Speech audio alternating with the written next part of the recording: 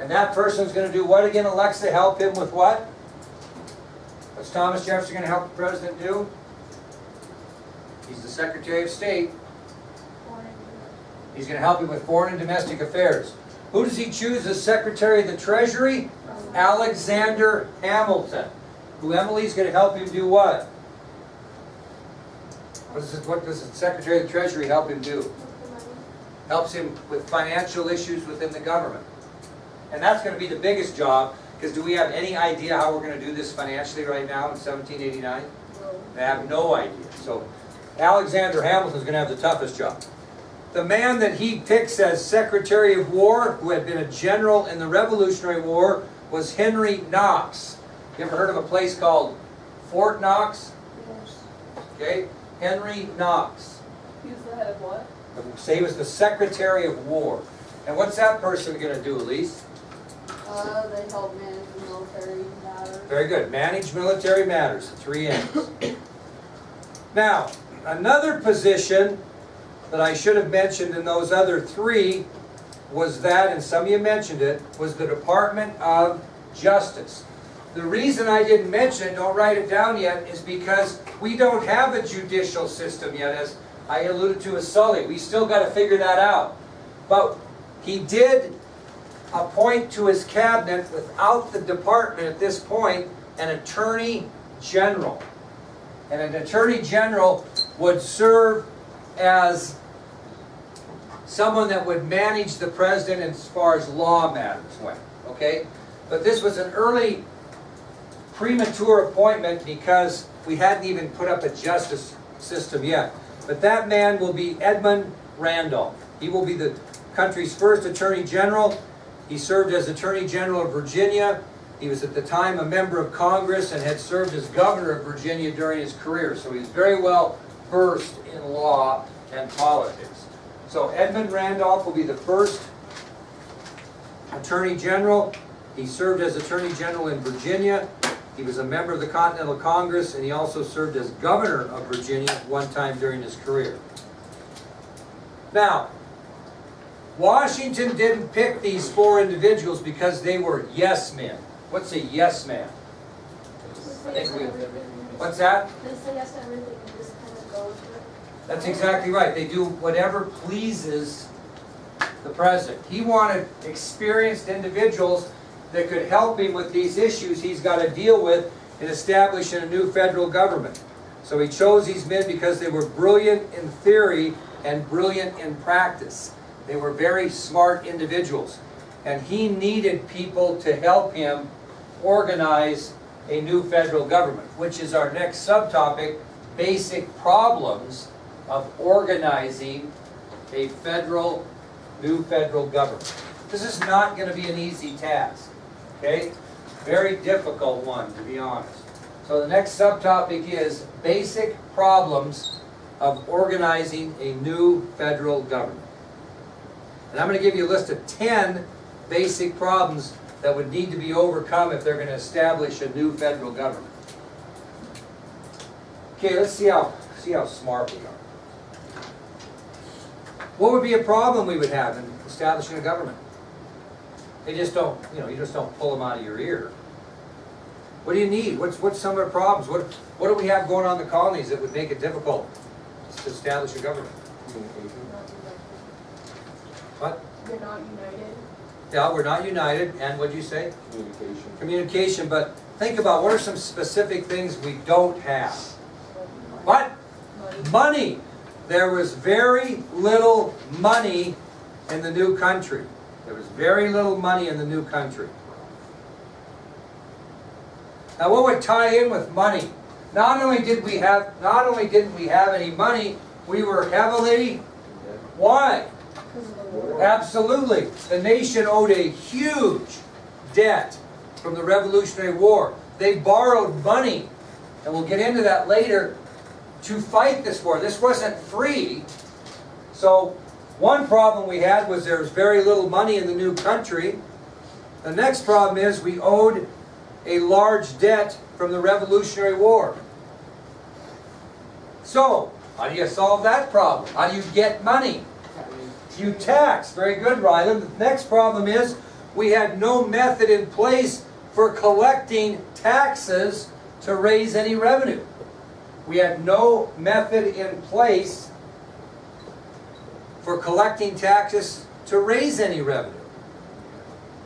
There's your third problem. There was no method in place for collecting taxes to raise revenue. Rachel, let's say there was, and we raised all this revenue. What's the next problem? No, that'll be okay because they'll have representation.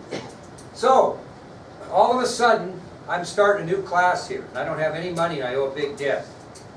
Okay? I mean, I'm starting from scratch. So I tax all of you people, and you pay me. What's the next problem? No? So I have this large handful of cash that I've collected from you. Where am I going to put it? The next problem is there was no federal treasury to place the monies. They had no banking system. They had no federal treasury. So, here's one section we're going to cover. Very little money in the new country. We owed a large debt from the Revolutionary War. There was no method in place for collecting taxes to raise the revenue, and even if we did, we had no place to put it. What else might be a problem we had? That's kind of the financial problem there. What might be another problem we have? Sully, come on. I was told you we'd get to it. Okay.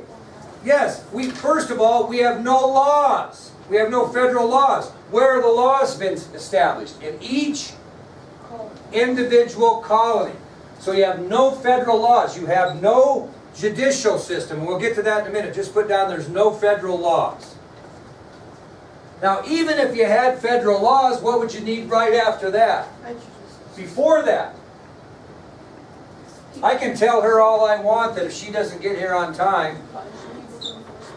Law enforcement officers. There were no law enforcement officers. So even if you had laws, you had no law enforcement officers to establish them. And then what, Meg? We had no court system. So we have no laws. Even if you had laws, you had nobody to enforce those laws. And even if you had laws and had someone to enforce those laws, you had no court or judicial system to make it work. So there's another section. We had a judicial issue. A judicial problem. What would be our last problem that will consist of three things?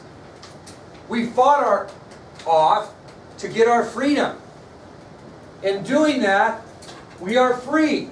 Does that mean we're all of a sudden immune from somebody wanting to take us over again? So what's another problem we have? We have a very weak military after the Revolutionary War because you heard the story. We barely hung on. Really, the only reason we won the Revolutionary War is because Britain lost interest. Could they have brought another army over and continued this and probably defeated us before long? They sure could have. So we're not exactly muscled up over here in America.